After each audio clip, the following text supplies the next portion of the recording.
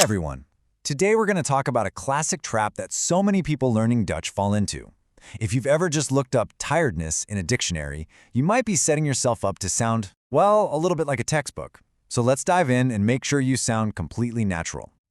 Okay, so let's just start with the main question. You're feeling wiped out, you're exhausted, and you want to say it in Dutch.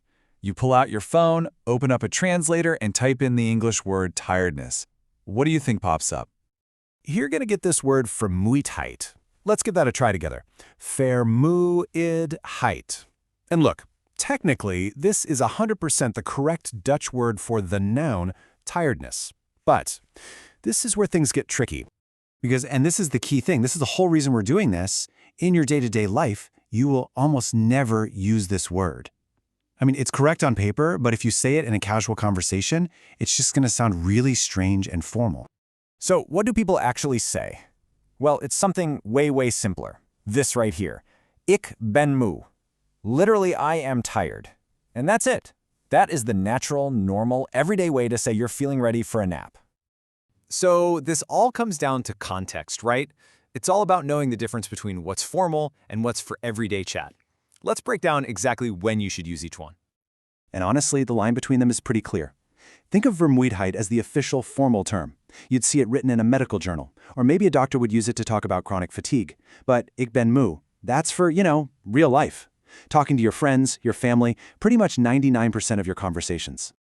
Here's a perfect example of how that formal word gets used. Zijn vermoeidheid was duidelijk.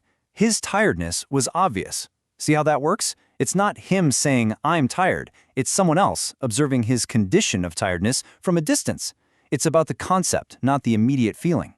It also starts to make a lot more sense when you actually look at where the word comes from. Let's kind of dissect Vermoeidheid for a second. So, it all starts with that simple little word we already know, mo, the adjective for tired. Then you tack on the suffix heid. Now, this works exactly like the suffix nis in English, turning an adjective into a noun. So Vermoeidheid literally translates to tiredness, the state of being tired. And that's why it sounds so formal and a little detached. All right, enough theory. Theory is great, but practice is what makes it stick. So let's do a really quick practice round to get this natural phrasing locked into your brain. Okay, let's go with the most common one. It's been a long day, you're exhausted, you just want to go to bed. How do you say it? You got it. Ik ben moe. Simple, direct, and exactly what any Dutch person would say. Perfect. Okay, new scenario. You're talking to someone respectfully, maybe your boss or an older person you've just met. How would you say you are tired using that formal you? Yep, that's the one. U bent moe. We just swap in the formal pronoun u and its verb form, bent. But notice, the most important part, moe stays exactly the same. All right, let's do one last one to make sure it's really solid. You're talking about a group of people over there. How would you say they are tired? Exactly right. Zij zijn moe. You just need the right pronoun, zij, and the right version of the verb to be, which is zijn. See? Once you know the pattern, it's super easy. So, let's wrap all this up into a quick, handy cheat sheet. Bottom line is this.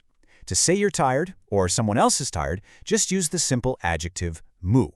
All you have to do is pair it with the right form of to be, so ben, bent, is, or zijn. And you save that big formal noun, vermoeidheid, for when you're writing an essay, not when you're actually yawning. And there you have it. That's how you completely avoid that super common tiredness trap in Dutch. It really makes you think, doesn't it? How often the direct, literal translation isn't the right one for real life. It makes you wonder what other little language quirks are out there just waiting for us. Something to think about. Thanks for joining me for this one.